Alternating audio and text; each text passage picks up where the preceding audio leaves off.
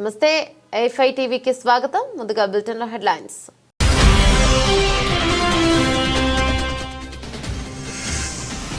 అధ్యక్ష ఎన్నికల్లో నిలబడి ఉంటే ట్రంప్ను ఖచ్చితంగా ఓడించేవాడిని ఆసక్తికర వ్యాఖ్యలు చేసిన జో బైడెన్.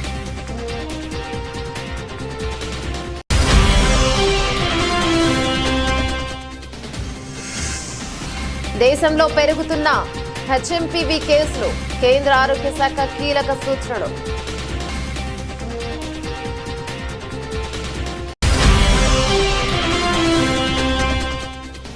మూడు రోజుల పాటు రామలల్ల ప్రతిష్టాపన, ప్రథమ వార్షికోత్సవం, బాలరాముడికి పీతాంబరి వస్త్రాలతో అలంకరణ.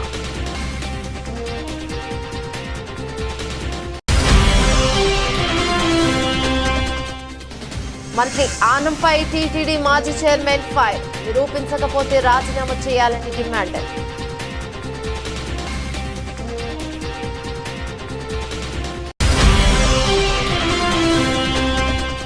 బీఆర్ఎస్ నేతల అరెస్టులను తీవ్రంగా ఖండిస్తున్నాం. ప్రభుత్వ తీరుపై ఆగ్రహం వ్యక్తం చేసిన హరీష్ రావు.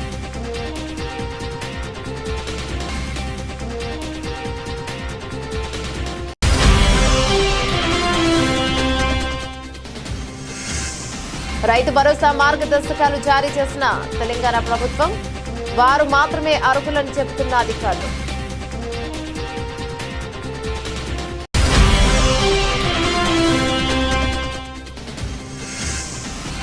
టీమిండియాకు బిగ్ షాక్, ఛాంపియన్స్ ట్రోఫీ నుంచి Jasprit Bumrah out.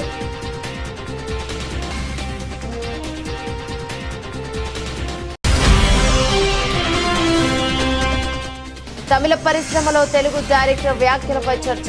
Star hero cinema direct చేయమని ఛాన్స్ ఇస్తే రిజెక్ట్ చేసిన అనిల్ రావిపూడి.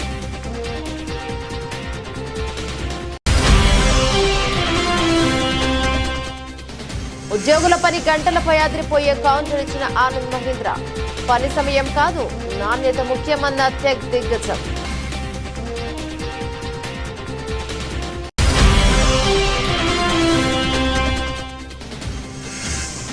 ఇవి ఆకులు కాదు, అద్భుతం.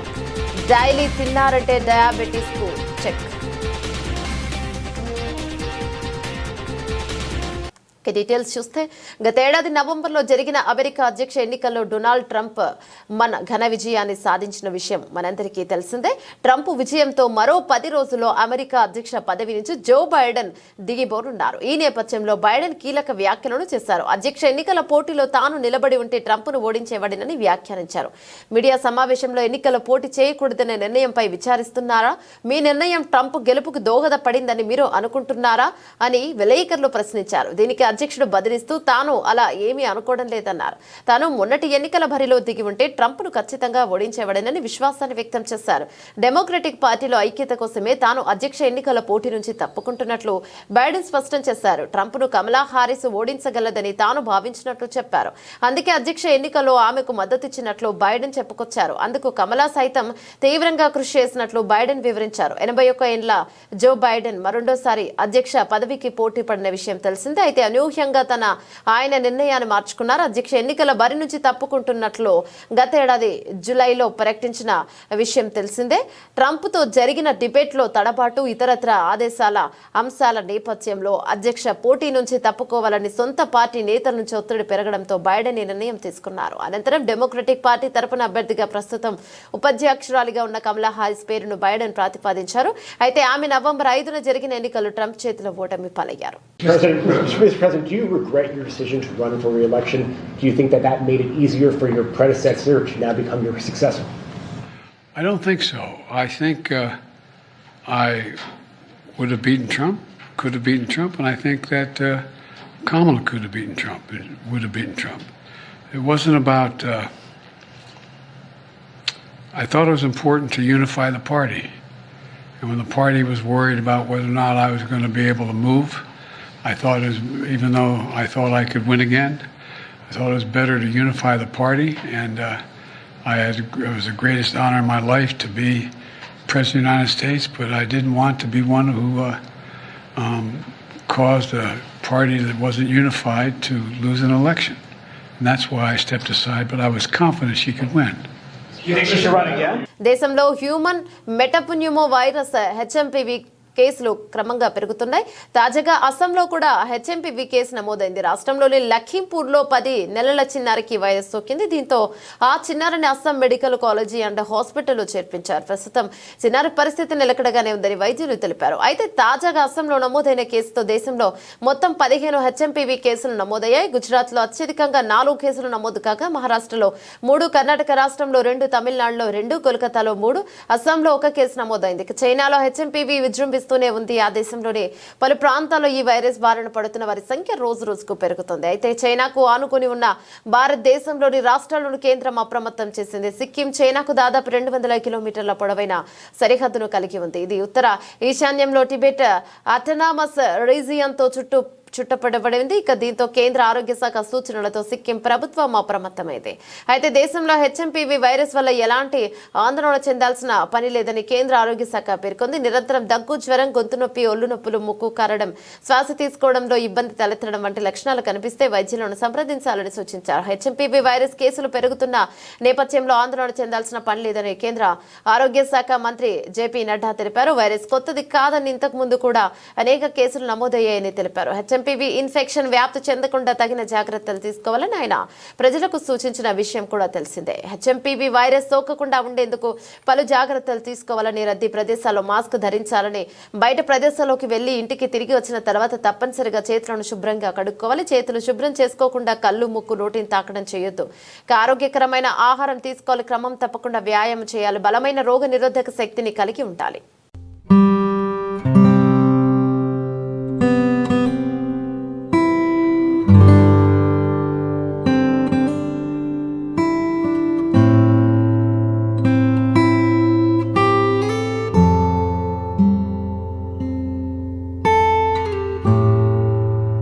ఉత్తరప్రదేశ్లోని అయోధ్యలో రామ్లల్లా ప్రాణ ప్రతిష్ఠ జరిగి ఏడాది పూర్తవుతుండటంతో ఈ నెల 11 నుంచి 3 రోజుల పాటు వార్షికోత్సవాలు నిర్వహిస్తున్నారు. ఈ ప్రతిష్ఠ ద్వాదశ ప్రారంభం సందర్భంగా స్వామివారి వేడుకల్లో భాగంగా తొలి రోజైన శనివారం పీతాంబరి, పసిడి వర్ణం వెండి పోగులతో తయారు చేసిన వస్త్రాలతో అలంకరిస్తారు. ఢిల్లీలో బంగారు, వెండి పోగులతో నేయించి నీటిని ప్రత్యేకంగా తయారు చేశారు. ఈ దుస్తులు ఇవాళ అయోధ్యలోని రామాలయానికి చేరుకున్నాయి. జిల్లా యంత్రాంగం శ్రీరామ జన్మభూమి తీర్థ క్షేత్ర ట్రస్ట్ కలిసి వేడుకలు నిర్వహిస్తాయి. గత ఏడాది జనవరి 22న మధ్యాహ్నం 12:30 శ్రీరాముడి ప్రతిష్టాపన మహోత్సవం జరిగిన విషయం తెలిసిందే. హిందూ క్యాలెండర్ ప్రకారం ఈ ఏడాది జనవరి 11న వార్షికోత్సవ వేడుకలు నిర్వహిస్తున్నారు. శనివారం ఉదయం 10 గంటలకు అభిషేక పూజ జరిగిన తర్వాత మధ్యాహ్నం 12:20 రాముడికి మహాహారతిస్తారు. ప్రథమ వార్షికోత్సవానికి ఏర్పాటు పూర్తయిన రేపటి నుంచి 3 రోజులు నిర్వహించే ఈ వేడుకల్లో సామాన్యులకు పెద్దపీట వేయనున్నారు. నిరుడు విగ్రహ ప్రాణ ప్రతిష్టకు కొన్ని కారణాల వల్ల హాజరు కాలేకపోయిన ప్రజలు వార్షికోత్సవానికి హాజరు కావాలని శ్రీరామ జన్మభూమి తీర్థ క్షేత్ర ట్రస్ట్ ఆహ్వానం పలుకుతోంది. కార్యక్రమానికి 110 మంది విఐపీలను కూడా ఆహ్వానించింది. ఉత్తరప్రదేశ్ సీఎం యోగి ఆదిత్యనాథ్ వార్షికోత్సవ కార్యక్రమాలను ప్రారంభించి రాముడి అభిషేకం నిర్వహిస్తారు. అంగత్ టీలా వద్ద 5,000 మంది కూర్చోవడానికి అతిపెద్ద జన్మన్ హ్యాంగర్ టెంట్ను ఏర్పాటు చేశారు. ఇందులో శాస్త్రీయ సాంస్కృతిక ప్రదర్శనలతో పాటు రోజువారీ రామకథ కార్యక్రమాలు, యజ్ఞశాల వంటివి కూడా ఉంటాయి. షెడ్యూల్లో భాగంగా మధ్యాహ్నం 2 గంటలకు రామకథ, ఆ తర్వాత రామచరిత మానస్ పై ప్రసంగాలు, సాంస్కృతిక ప్రదర్శనలు ఉంటాయి. ప్రసాద వితరణ రోజువారీ కార్యక్రమాల్లో భాగంగా ఉంటుంది. రామాయ రామభద్రాయ రామచంద్రాయ వేదసే रघुनाथाय नाथाय सीताय पतिये नमः। श्री रामलला भगवान की, श्री रामलला भगवान की।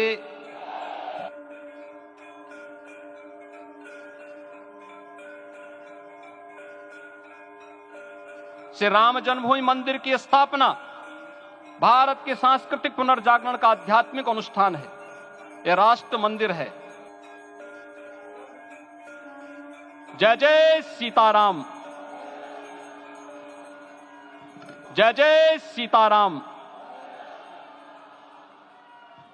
ఏపీ దేవాదాయ శాఖ మంత్రి ఆనం రామనారాయణ రెడ్డిపై మినిస్టర్ ఆనం రామనారాయణ, టీటీడీ మాజీ చైర్మన్, వైసీపీ నాయకుడు భూమన కన్నాగర్ రెడ్డి ఫైర్ అయ్యారు. తిరుపతి ఘటనలో గాయపడ్డ వారిని పరామర్శించేందుకు వెళ్లిన వైసీపీ నాయకులు ప్రభుత్వానికి వ్యతిరేకంగా మాట్లాడాలని, డబ్బులు పంచారని, ఆసుపత్రిలో పరికరాలను ధ్వంసం చేసిన దృశ్యాలు సీసీ కెమెరాలో నమోదయ్యాయని మంత్రి ఆరోపించారు. ఈ ఆరోపణలను భూమున ఖండించారు. దేవుడి మీద భక్తి ఉంటే సీసీ కెమెరాలో సీసీ ఫుటేజ్ నమోదైన దృశ్యాలను విడుదల చేయాలని, లేని పక్షంలో మంత్రి పదవికి రాజీనామా చేయాలని డిమాండ్ చేశారు.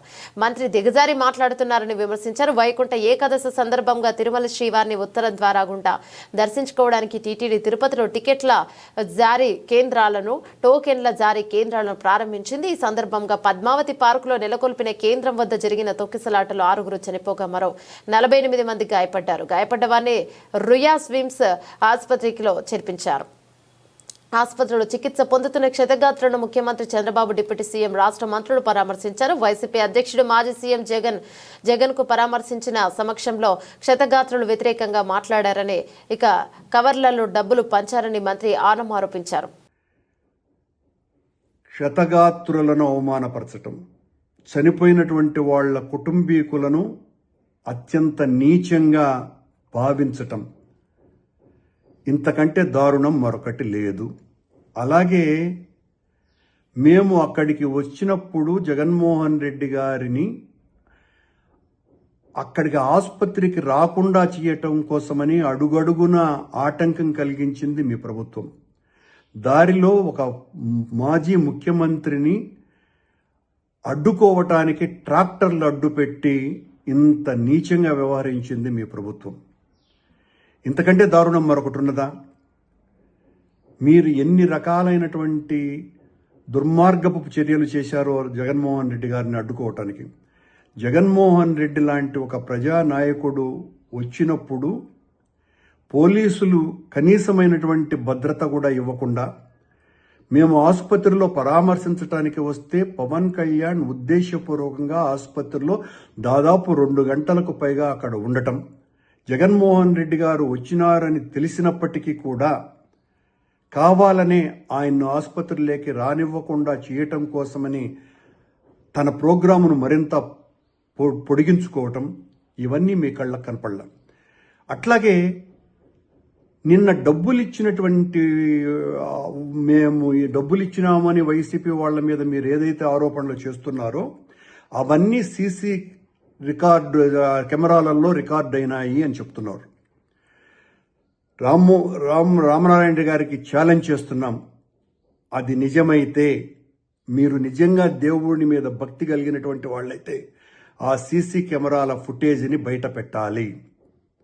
మేము డబ్బులు ఇచ్చినట్టుగా మీరు నిరూపించాలి. నిరూపించలేకపోతే, ఎందుకంటే సీసీ ఫుటేజ్లు మీ అధీనంలోనే ఉంటాయి. నిరూపించలేకపోతే వెంటనే మీ పదవికి రాజీనామా చేయాలి. మమ్మల్ని అసలు జగన్మోహన్ రెడ్డి గారు వచ్చేంత వరకు మమ్మల్ని ఆసుపత్రి ముఖం వైపు కూడా రానివ్వలేదు మీ పోలీసు, మీ అధికార గణం. మేము డబ్బులు ఇచ్చి మీ చంద్రబాబు నాయుడిని తిట్టించినామని చెప్తున్నారు మీరు. అంటే చంద్రబాబు నాయుడు గారి పాలన మీద క్షతగాత్రులకు ఉన్నటువంటి అభిప్రాయం ఏందో చాలా స్పష్టంగా అర్థమైపోయింది. మీ ప్రభుత్వం మీద, మీ నాయకుడి మీద ఏ రకమైనటువంటి అభిప్రాయాలు ఉన్నాయని. దయచేసి వెంటనే మీరు సీసీ ఫుటేజీలని బయట పెట్టాలా, లేదా మీ పదవికి రాజీనామా చేయాలా. ఇంత నీచంగా వ్యవహరించినాను నేను, నా తప్పిదం ఇదేనని మీరు మీ పదవికి రాజీనామా చేయాలి.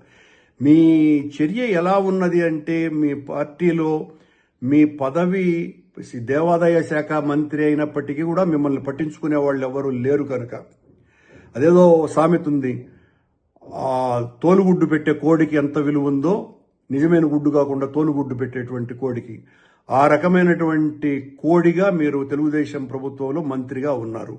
తోలు గుడ్లు పెట్టేటువంటి కోడిగా మీరు ఆ సీసీ ఫుటేజ్ని వెంటనే ఈరోజే బయట పెట్టాలి. మేము డబ్బులు ఇచ్చినట్టు నిరూపించాలి, లేదా పదవికి రాజీనామా చేయాలి. ఉమ్మడి నల్గొండ జిల్లా సహా హైదరాబాద్ లో బీఆర్ఎస్ పార్టీ నాయకులు, కార్యకర్తలను ఎక్కడికక్కడ అరెస్టు చేయడాన్ని, గృహ నిర్బంధం చేయడాన్ని తీవ్రంగా ఖండిస్తున్నామని మాజీ మంత్రి సిద్దిపేట ఎమ్మెల్యే హరీష్ రావు తెలిపారు.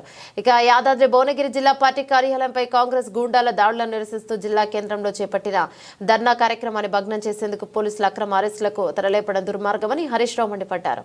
పోలీసు బలం ఉపయోగించే ప్రతిపక్షాలను అణచివేయాలని చూడటం ప్రజాస్వామికం, అప్రజాస్వామికం. అక్రమ అరెస్టులు చేసిన బీఆర్ఎస్ నాయకులు, కార్యకర్తలు వెంటనే విడుదల చేయాలని బీఆర్ఎస్ పార్టీ పక్షాన డిమాండ్ చేస్తున్నామని హరీష్ రావు పేర్కొన్నారు.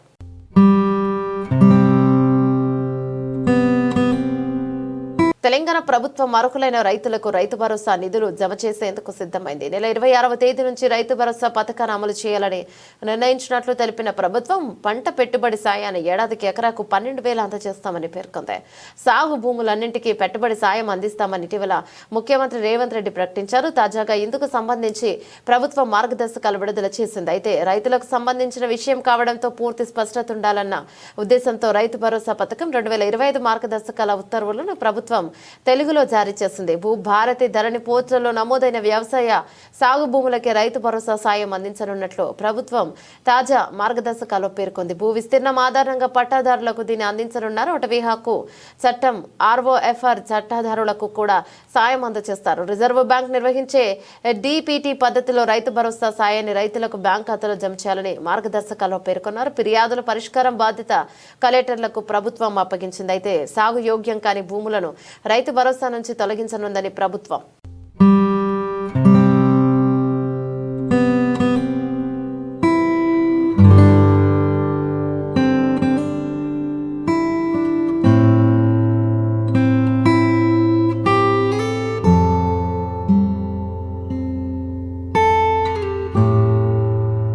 ICC ఛాంపియన్స్ ట్రోఫీ ఫిబ్రవరి 19 నుంచి ప్రారంభం కానుంది. పాకిస్తాన్ ఆతిథ్యం ఇస్తున్న ఈ టోర్నీలో టీమిండియా ఆడే మ్యాచ్లన్నీ దుబాయ్ వేదికగా జరగనున్నాయి. టోర్నీకి సంబంధించిన గత నెలలోనే షెడ్యూల్ విడుదలైంది. ఫిబ్రవరి 19 నుంచి మార్చి 9వ తేదీ వరకు మ్యాచ్లు జరగనున్నాయి. అయితే భారత్ తన తొలి మ్యాచ్ ఫిబ్రవరి 20వ తేదీన బంగ్లాదేశ్తో ఆడనుంది. భారత్ వర్సెస్ పాకిస్తాన్ మ్యాచ్ ఫిబ్రవరి 23వ తేదీన జరగనుంది. గ్రూప్ దశలో ఇండియా మొత్తం 3 జట్లతో మ్యాచ్లు ఆడనుంది. అయితే BCCI ఈ మెగా టోర్నీకి జట్టును ప్రకటించేందుకు సిద్ధమవుతుంది. జనవరి 19 ఛాంపియన్స్ ట్రోఫీ కోసం భారత జట్టును ప్రకటించే అవకాశం ఉంది. 15 మందితో పాటు ట్రావెల్ రిజర్వ్ గా 3 ఎంపిక చేయాలని అజిత్ గవాస్కర్ నేతృత్వంలోని సెలక్షన్ కమిటీ భావిస్తోంది. అయితే అందుకు ICC అనుమతి తప్పనిసరి.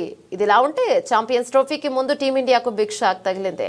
Team India pass bowler Jasprit Bumrah ఈ సిరీస్ కు అందుబాటులో ఉండటం లేదని తెలుస్తోంది. ఇండియన్ ఎక్స్ప్రెస్ నివేదిక ప్రకారం ఛాంపియన్స్ ట్రోఫీలో గ్రూప్ స్టేజ్ మ్యాచ్లకు బుమ్రా అందుబాటులో ఉండకపోవచ్చు. అతను వెన్నునొప్పితో ఇబ్బంది పడుతున్నారు. ప్రస్తుతం బుమ్రా బెంగళూరులోని నేషనల్ క్రికెట్ అకాడమీ NCA పర్యవేక్షణలో ఉన్నట్టు తెలుస్తోంది. BCCIకు చెందిన ఓ అధికారి మాట్లాడుతూ ఛాంపియన్స్ ట్రోఫీకి పూర్తి స్థాయిలో సన్నద్ధమయ్యేందుకు బుమ్రా NCAకి వెళ్లాడు. ప్రాథమిక నివేదికలో అతనికి ఫ్రాక్చర్ కాలేదు, కానీ అతను వెన్ను భాగంలో వాపు ఉంది. దీంతో NCA పర్యవేక్షణలో అతను త్వరలోనే కోలుకుంటాడు. పూర్తి స్థాయిలో కోలుకున్న తర్వాత బుమ్రా తన ఫిట్నెస్ నిరూపించుకునేందుకు ప్రాక్టీస్ మ్యాచ్లు ఆడాల్సి ఉంటుంది తెలిపారు. కారణంగా 15 మంది టీం సభ్యుల జాబితాలో బుమ్రా పేరును చేర్చేలా అతని స్థానంలో UAEకి మరొకరిని ఎంపిక చేయాలనే విషయంపై బోర్డు సుమలాలోచనలు చేస్తున్నట్లు సమాచారం. ఒకవేళ ఛాంపియన్స్ ట్రోఫీకి వెళ్లే 15 మంది జట్టు సభ్యుల్లో జస్ప్రీత్ బుమ్రా పేరు ఉన్నప్పటికీ అతను గ్రూప్ దశలో మ్యాచ్లు ఆడే అవకాశం లేదని తెలుస్తోంది.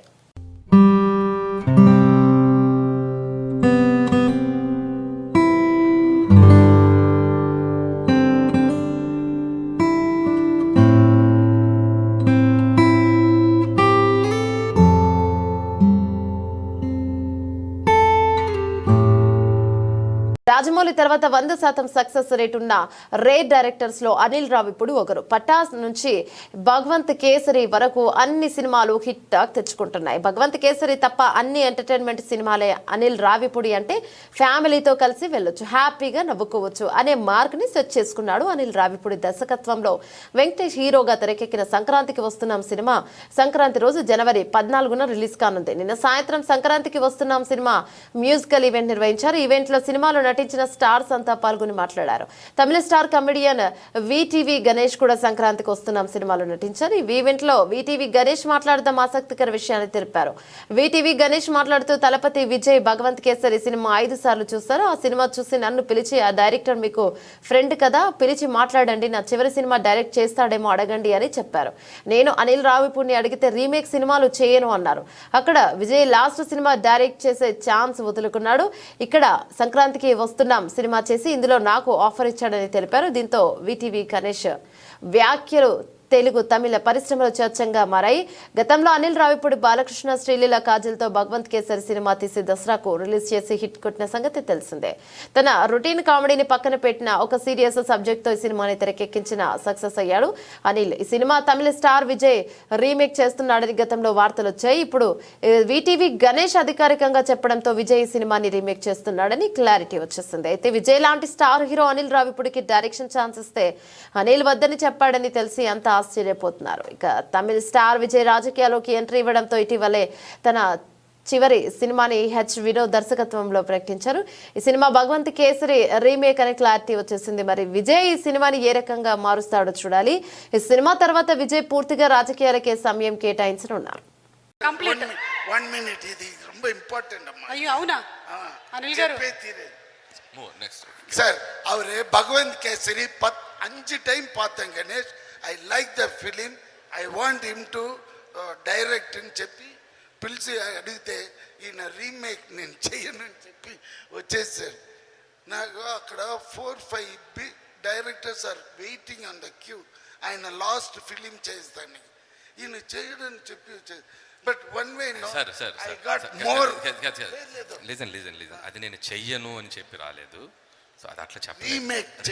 రీమేక్ అనేది కూడా అది వేరే డిస్కషన్ జరిగింది. సో విజయ్ గారికి మనకి వేరే అది వేరే డిస్కషన్ జరిగింది. అది పైగా ఓకే అది చెప్పలేదు. ఎందుకు చెప్తున్నానంటే అంత ఆయనకి ఇష్టమైంది. దాని తర్వాతనే నేను భగవంత్ కేసరి చూశాను. Because I also acted in that film. ఎందుకు 5 టైమ్స్ చూశారు ఆయన చెప్పి నేను పోయి చూశాను. అప్పుడే ఆయన ఆహా వీడు బాగానే చేస్తున్నాడే. ఎలాంటి చైర్మన్ సుబ్రహ్మణ్యన్ చేసిన వ్యాఖ్యలు నెట్టింట తీవ్ర దుమారం రేపుతున్నాయి. ఉద్యోగుల పని గంటలపై ఆయన చేసిన వ్యాఖ్యలు ఆన్లైన్ వేదికగా విస్తృత చర్చలు ప్రజల ఆగ్రహాన్ని రేకెత్తించేలా చేస్తాయి. సోషల్ మీడియాలో ఆయన చేసిన వ్యాఖ్యలపై నెటిజన్లు తీవ్రంగా మండిపడుతున్నారు. ప్రముఖ నటి దీపికా పదుకునే, ప్రముఖ వ్యాపారవేత్త హర్ష గోయంకి కూడా సుబ్రహ్మణ్యం చేసిన వ్యాఖ్యలపై అభ్యంతరం తెలిపారు. మానసిక ఆరోగ్యం కూడా ముఖ్యమైనట్టు కౌంటర్ ఇచ్చారు. గతంలో ఇన్ఫోసిస్ కో ఫౌండర్ నారాయణమూర్తి కూడా వారానికి 70 గంటల పాటు పనిచేయాలని చెప్పిన మాటలు కూడా ప్రజల్లో చర్చకు దారితీస్తాయి. ప్రస్తుతం ఈ అంశంపై తీవ్ర స్థాయిలోనే చర్చ కొనసాగుతుంది. నేపథ్యంలో తాజాగా ఆనంద్ గ్రూప్ చైర్మన్ ఆనంద్ మహేంద్ర స్పందించారు. అసలు సమస్య ఎన్ని గంటలు పనిచేశారనేది కాదు, అవుట్పుట్ నాణ్యత ముఖ్యమన్నారు. ఇది 40 గంటలు, 70 గంటలు లేదా 90 గంటలు కాదన్నారు. తాను పనిలో నాణ్యతను చూస్తానని, సమయాన్ని కాదని పేర్కొన్నారు. ఈ మేరకు దేశ రాజధాని ఢిల్లీలో జరిగిన Viksit Bharat young leaders dialogue 2025లో ఆయన మాట్లాడారు. ఇక క్వాంటిటీ లేకపోయినా క్వాలిటీ ఉండాలని చెప్పారు. పని గంటల పరిణామాన్ని నొక్కి చెప్పడం వల్ల జరుగుతున్న చర్చ తప్ప అని అన్నారు. ఇక ఎలాంటి చైర్మన్ సుబ్రహ్మణ్యన్ ఇన్ఫోసిస్ వ్యవస్థాపకుడు నారాయణమూర్తి ఇలాంటి వ్యాఖ్యలు చేసి ఇతరులపై తనకు చాలా గౌరవం ఉందని చెప్పారు. కాబట్టి తాను చెప్పిన మాటలను వారు తప్పుగా భావించవద్దన్నారు. కానీ తాను ఒక విషయం చెప్పాలనుకుంటున్నానంటూ పని గంటల చర్చ తప్పుడు దిశగా వెళ్తోందని తాను భావిస్తున్నట్లుగా యువతకు పిలుపునిచ్చారు Anand Mahindra. I could ask you, how many hours a week do you work? You know, this is what I want to avoid, Palki. I don't want it to be about the time. I don't want it to be about quantity. Ask me what's the quality of my work. Don't ask me how many hours I work.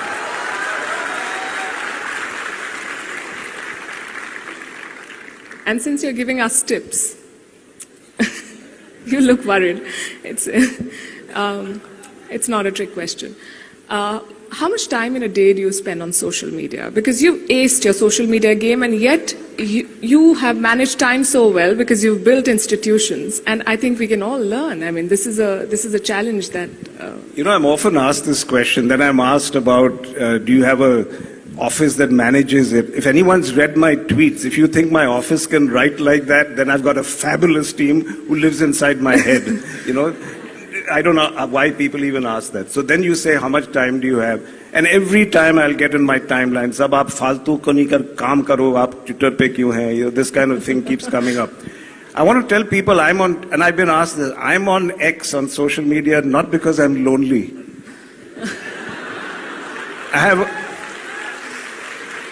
My wife is wonderful. I love staring at her. I spend more time. So I'm not here to make friends. I'm here because people don't understand. It is an amazing business tool. How in one platform I get feedback from 11 million people. జామ పండులో ఎన్నో పోషకాలు దాగున్నాయి. రుచిగా ఉండే ఈ జామ పండును చిన్న పెద్ద తేడా లేకుండా అందరూ ఇష్టపడతారు. జామ పండు తినడం వల్ల చాలా శరీరానికి ఎన్నో పోషకాలు ఖనిజాలు లభిస్తాయి. యాపిల్లో ఉండే పోషకాలని జామ పండులో లభిస్తాయని, అందుకే డైలీ ఒక పండును తినాలని డైటీషియన్లు చెప్తున్నారు. మధుమేహ వ్యాధిగ్రస్తులు ఎలాంటి భయం లేకుండా జామ పండు తినొచ్చు. ఎందుకంటే దీనిలోని పోషకాలు డయాబెటీస్ ను కంట్రోల్ చేసేందుకు ఉపయోగపడటంతో పాటు జీర్ణ ప్రక్రియ మెరుగుపరుస్తాయి. ఇక జామ పండులో vitamin C, vitamin A, vitamin K, కార్బోహైడ్రేట్లు, ఇక డైటరీ ఫైబర్, క్యాలరీలు, పొటాషియం వంటి పోషకాలు జామ పండులో పుష్కలంగా ఉన్నాయి. అయితే జామ పండుతో పాటు జామ ఆకుల్లో కూడా తిరుగులేని పోషకాల ఔషధ గుణాలు దాగున్నాయి. జామ ఆకులు తీసుకోవడం వల్ల శరీరానికి ఏ విధంగా మేలు జరుగుతుందో తెలుసుకోండి. జామ ఆకులను తీసుకోవడం వల్ల మధుమేహాన్ని అదుపులోకి ఉంచుకోవచ్చు.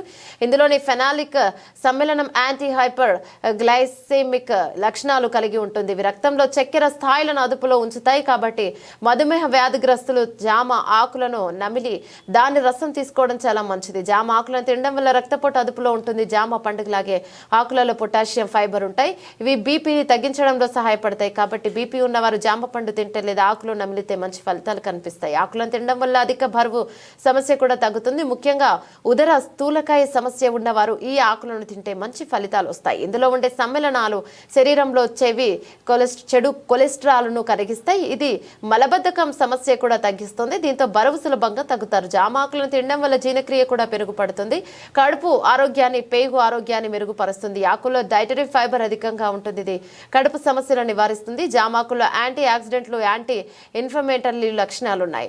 ప్రాణాంతక క్యాన్సర్ను నయం చేసే శక్తి జామ ఆకుల్లో ఉందని ఆయుర్వేద నిపుణులు చెబుతున్నారు. జామ ఆకులు చర్మానికి మేలు చేస్తాయి. మొటిమలు, నల్ల మచ్చలు, చర్మ ఇన్ఫెక్షన్లు తగ్గించడంలో సహాయపడతాయి. ఇవి శరీరాన్ని బిగుతుగా మార్చడంలో, ముడతలను తగ్గించడంలో సహాయపడతాయి. ఉదయాన్నే పరిగడుపున జామ ఆకులను నమలడం ద్వారా బెల్లీ ఫ్యాట్ సమస్య దూరం అవుతుంది. దీంతో పాటు బరువు తగ్గడానికి సహాయపడుతుంది. ఇందులో ఉండే సమ్మేళనాలు శరీరంలో కార్బోహైడ్రేట్ల శోషణను నిరోధిస్తాయి. ఇది బరువు పెరగడానికి దారితీయదు.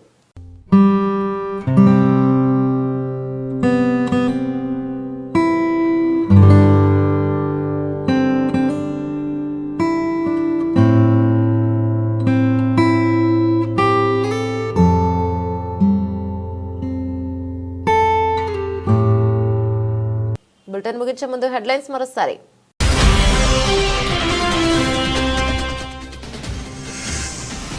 అధ్యక్ష ఎన్నికల్లో నిలబడి ఉంటే ట్రంప్ను ఖచ్చితంగా ఓడించేవాడిని, ఆసక్తికర వ్యాఖ్యలు చేసిన జో బైడెన్.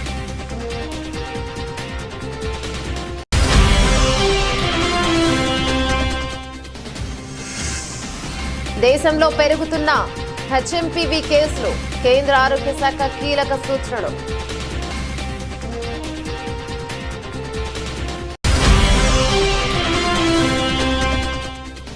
మూడు రోజుల పాటు రామ్లల్ల ప్రతిష్టాపన, ప్రథమ వార్షికోత్సవం, బాలరాముడికి పీతాంబరి వస్త్రాలతో అలంకరణ.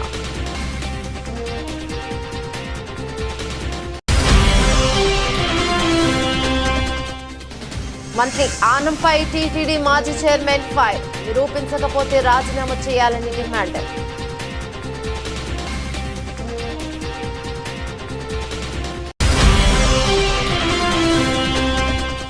బీఆర్ఎస్ నేతల అరెస్టులను తీవ్రంగా ఖండిస్తున్నాం, ప్రభుత్వ తీరుపై ఆగ్రహం వ్యక్తం చేసిన హరీష్ రావు.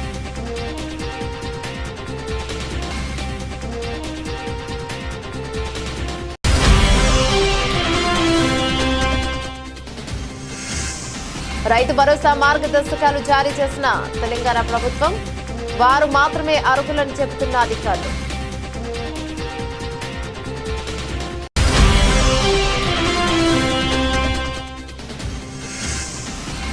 టీమిండియాకు బిగ్ షాక్, ఛాంపియన్స్ ట్రోఫీ నుంచి జస్ప్రీత్ బుమ్రా అవుట్.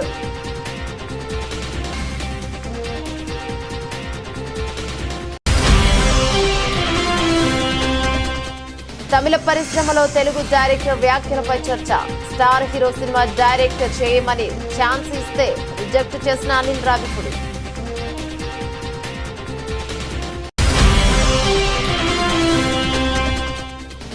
ఉద్యోగుల పని గంటలపై అదిరిపోయే కౌంటర్ ఇచ్చిన ఆనంద్ మహీంద్ర, పని సమయం కాదు నాణ్యత ముఖ్యమన్న టెక్ దిగ్గజం.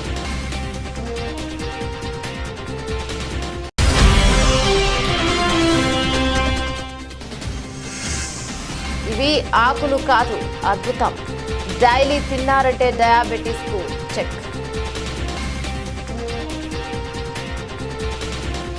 ఇవి బులెటిన్లోని అప్డేట్స్. మరో బులెటిన్లో మళ్ళీ కలుసుకుందాం. అంతవరకు సెలవు. నమస్తే.